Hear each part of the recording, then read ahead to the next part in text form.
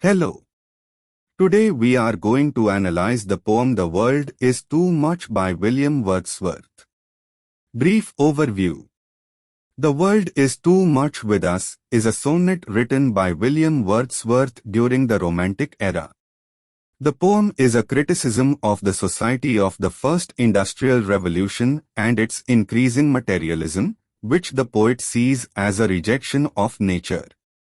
Wordsworth laments the fact that people are becoming so consumed by their material pursuits that they are losing touch with the natural world and its beauty. The poem consists of 14 lines, which is a common structure for Italian sonnets. Each line has 10 syllables, and the meter is iambic pentameter, which means that each line has 5 pairs of unstressed and stressed syllables. The poem is considered an expression of Wordsworth's romantic ideology, which placed a high value on the natural world and saw it as a source of inspiration and renewal.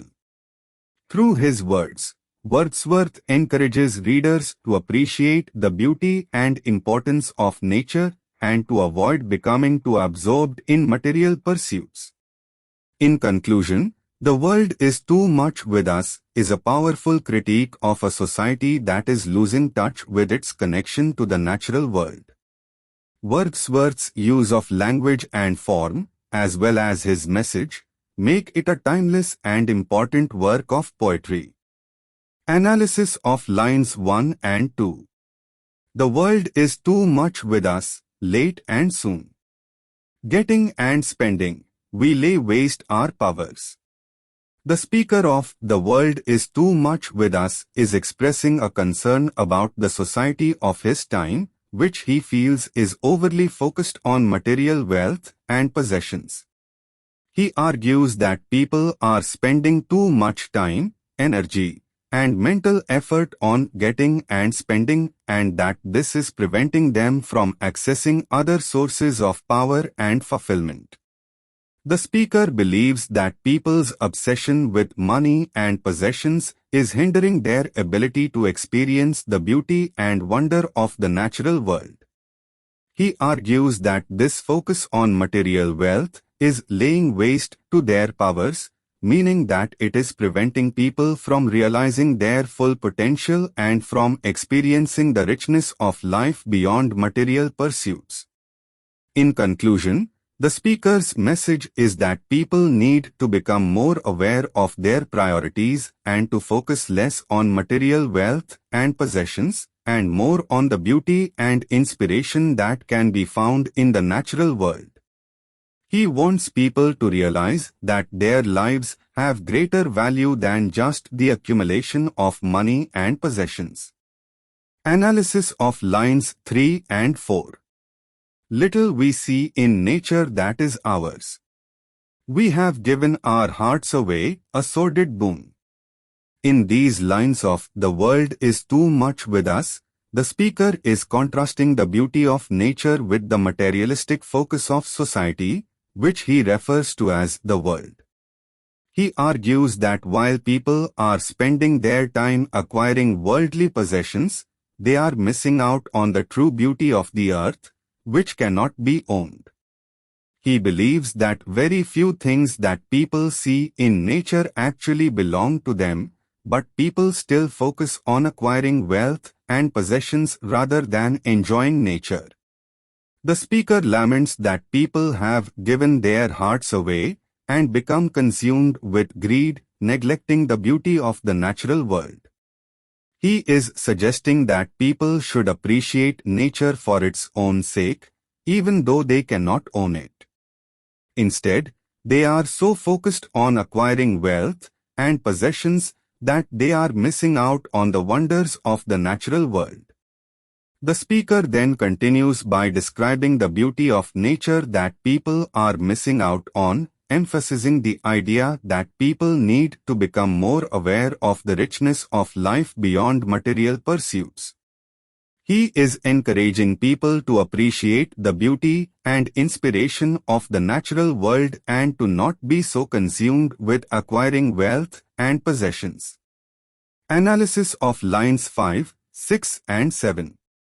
This sea that bears her bosom to the moon. The winds that will be howling at all hours, and are upgathered now like sleeping flowers. In these lines of "The world is too much with us," the speaker is describing the beauties of nature that most people are missing out on due to their focus on worldly possessions and greed. He describes the sea, the wind, and the flowers in a way that uses personification to help the reader connect with these natural elements. For example, the speaker describes the sea as bearing her bosom to the moon, which suggests an intimate relationship between the moon and the sea. The winds are described as howling, giving the wind a sense of human emotion. The flowers are described as sleeping, further emphasizing the idea of personification by giving these parts of nature human attributes. The use of personification helps the reader to feel a connection with nature and understand what is being lost by being so focused on worldly possessions and greed. The speaker is painting a picture of the beauty of nature, allowing the reader to understand what they are missing by not appreciating the natural world. By giving these parts of nature human attributes, the speaker is making them relatable to the reader and highlighting the importance of connecting with the natural world. Analysis of lines 8, 9 and 10. For this, for everything, we are out of tune. It moves us not, great God. I'd rather be a pagan suckled in a creed outworn.